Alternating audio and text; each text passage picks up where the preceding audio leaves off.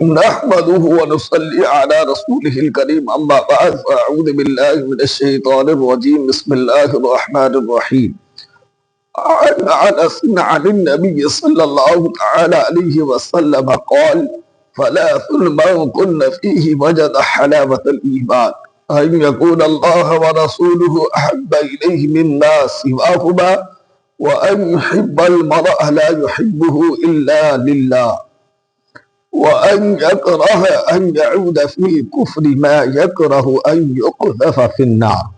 حضرت انس رضی اللہ تعالیٰ عنہ سے روایت ہے، حضور پاک صلی اللہ تعالیٰ علیہ وآلہ وسلم نے فرمایا، تین چیزیں جس شخص میں ہو وہ ایمان کی مٹھاس پالے گا۔ نمبر ایک، جس کو اللہ و رسول ان دونوں کے ماں سوا سارے جہان سے زیادہ محبوب ہو، اور جو کسی آدمی سے خاص اللہ ہی کے لیے محبت رکھتا ہو، جو اسلام قبول کرنے کے بعد پھر کفر میں جانے کو اتنا ہی برا جانے جتنا آگ میں جھونک دیے جانے کو برا جانتا ہو۔ پیارے اور محترم اسلامی بھائیوں، تین چیزیں جن پر ایمان کی مٹھاس اور لذت کا پایا جانا موقوف ہے وہ کون کون ہیں؟ اب ان کی کچھ تفصیل ملاحظہ فرمائیے اور انتہائی جذبہ اخلاص کے ساتھ انتہائی جد و جہد اور پوری کوشش کیجئے کہ آپ میں یہ تینوں خصلتیں پیدا ہو جائیں، تاکہ آپ ایمان کی مٹھاس یعنی ایمان کی لذت خاص سے لطف اندوز ہو سکے۔ اللہ و رسول کی محبت، اللہ و رسول عز و جل و صلی اللہ تعالی علیہ وسلم کی محبت کا سارے عالم سے بڑھ کر ہونے کا یہ مطلب ہے کہ مومن کی دل کی گہرائیوں میں اللہ و رسول کی محبت اس طرح گھر کر جائے کہ اس قدر مضبوط و مستحکم ہو جائے، اپنے آباء و اجداد، ازواج و اولاد، مکان و دکان، مال و سامان، جسم و جان، یہاں تک کہ سارے جہان کو اللہ و رسول کی راہ میں قربان کر دینے کا سچا جذبہ پیدا ہو جائے۔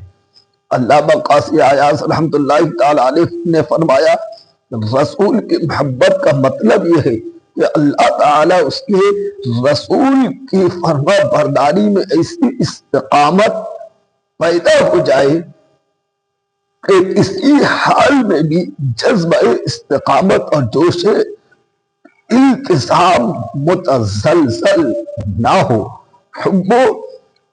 الحب فی اللہ، صوفیاء کرام نے فرمایا کہ حب فی اللہ اور بغض للہ، یعنی اللہ ہی کے لیے دوستی اور اللہ ہی کے لیے دشمنی، یہ تصوف کی جان ہے۔ جان ایک مومن کہ کامل ایمان کی یہ ایک بہت بڑی نشانی ہے کہ اگر وہ کسی سے دوستی کرتا ہے تو اپنے کسی غرض نفسانی کے لیے نہیں کرتا بلکہ خالص رضا الہی کے لیے دوستی کرتا ہے۔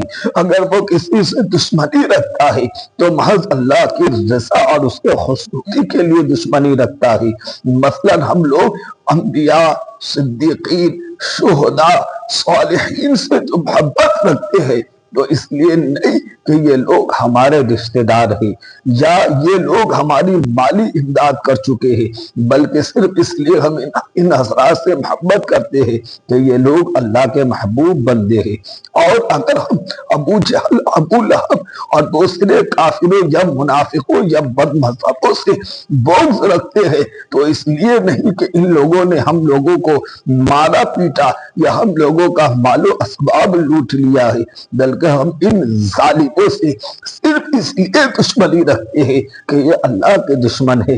اللہ ہی کے لیے دوستی، اللہ ہی کے لیے دشمنی، اسی کا دوسرا نام اخلاص ہے۔ مومن کے لیے ہر عمل میں اخلاص للہیت کا جذبہ رکھنا یہ ایمان کی لذت پانے کی دوسری شرط ہے۔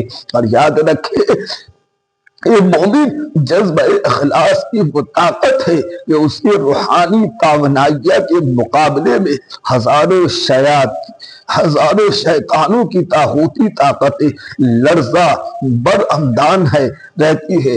شیطان خود ہی خدا کے دربار سے یہ کہہ کر نکلا ہے الا عبادک منہم المخلصین، یعنی اے اللہ میں قیامت تک اولاد آدم کو گمراہ کرتا رہوں گا، تیرے اخلاص والے بندے پر میرا جادو نہیں چل سکے گا۔ حکایت ملاحظہ ہو، اللہ اکبر، اخلاص کی طاقت کا کیا کہنا۔ بزرگوں نے فرمایا ایک عابد کو پتا چلا کہ فلاں جنگل میں ایک درخت کو لوگ پوچھا کرتے ہیں۔ عابد کو لوگوں کے اس شرک پر بڑا جلال اور بے حد غصہ آ گیا۔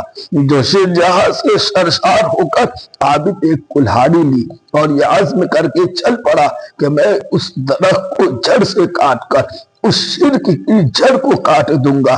مگر ابھی چند قدم ہی چلا تھا، شیطان ایک پہلوان کی شکل میں سامنے آ گیا اور کہنے لگا کہاں چلے؟ عابد نے کہا میں جنگل میں فلاں درخت کو کاٹنے کے لیے جا رہا ہوں۔ شیطان نے کہا میں اس درخت کا نگہبان ہوں، بھلا تمہاری مجال ہے کہ تم اس درخت کو کاٹ سکو گے؟ عابد جوش جہاد میں شیطان سے لڑ پڑا اور شیطان کو زمین پر پچھاڑ کر اس کے سینے پر سوار ہو گیا اور شیطان بالکل ہی عاجز و لاچار ہو گیا۔ جب شیطان ہار گیا تو عابد سے کہنے لگا بھائی میں تمہارے آگے ہاتھ جوڑتا ہوں، تم اس درخت کو مت کاٹو، اس درخت کے کاٹنے سے تم کو کیا فائدہ ہوگا؟ خواہ تھک جاؤ گے، رات کو نماز تہجد بھی نہ پڑھ سکو گے۔ تم اس درخت کو کاٹنے کے خیال سے باز آ جاؤ، اس کے بدلے میں روزانہ تم کو ایک اشرفی دیا کروں گا، خود بھی آرام سے کھانا اور اس میں سے فقراء اور مساکین کو صدقہ بھی دیتے رہنا۔ انتہائی اطمینان قلب کے ساتھ خدا کی عبادت میں مشغول رہنا۔ عابد پر شیطان کا جادو چل گیا اور روزانہ ایک اشرفی کا نام سن کر اس پر لالچ کا بھوت سوار ہو گیا۔ عابد نے وعدہ کر لیا کہ جاؤ میں اب اس درخت کو نہیں کاٹوں گا۔ چنانچہ چند دنوں تک تو شیطان عابد کے پاس روزانہ ایک اشرفیہ پہنچاتا رہا، لیکن ایک دم بند کر دیا۔ جب کئی دن تک اشرفی نہیں آئی تو عابد کو بڑا غصہ آیا کہ کم بخت شیطان نے مجھے دھوکہ دیا۔ پھر کلہاڑی اٹھائی اور چل کر درخت کاٹنے کے ارادے سے چل بسے۔ چنانچہ گھر میں سے نکلا ہی تھا کہ شیطان بصورت پہلوان سامنے آ گیا، راستہ روک کر کھڑا ہو گیا اور عابد سے کہنے لگا خبردار تم اس درخت کو کبھی ہرگز نہیں کاٹ سکتے۔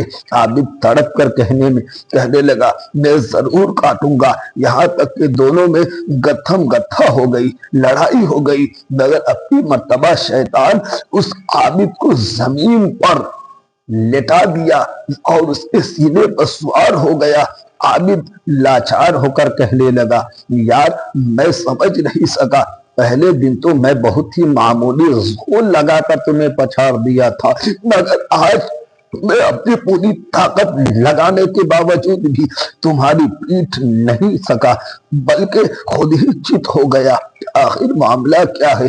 اس وقت شیطان نے کہا میاں جی ہوش کی دوا کرو، پہلی مرتبہ جو تم درخت کاٹنے چلے تھے تو اس میں خدا کی رضا جوئی اور اخلاص کی نیت لے کر چلے تھے، اس لیے میں تم پر قابو نہیں پا سکا تھا، کیونکہ میں ہمیشہ خدا کے مخلص بندوں ہی سے عاجز و لاچار رہتا ہوں۔ مگر اب کی مرتبہ تم اخلاص کے ساتھ درخت کاٹنے کے لیے نہیں چلے تھے، بلکہ اس غصہ میں چلے تھے کہ تم کو میں نے اشرفی نہیں دی تھی۔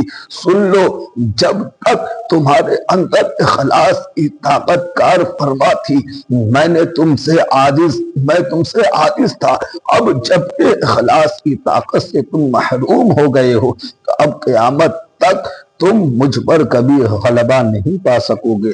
پیارے اور محترم اسلامی بھائیوں، دیکھا یہ اخلاص کی طاقت تھی، اور اخلاص کمزور ہونے کے بعد میں کیا حال ہوا اس عابد کا، اور दूसरी बात, कुफ्र आग में जाने के बराबर। तीसरी चीज जिस पर ईमान की लज्जत और हलावत का पाया जाना मौकूफ है, वो ये है कि आदमी कुफ्र से इतना ही बेसार और मुतनफ्फिर हो जितना आग के शोलों में डाले जाने से बेसार और मुतनफ्फिर रहता है।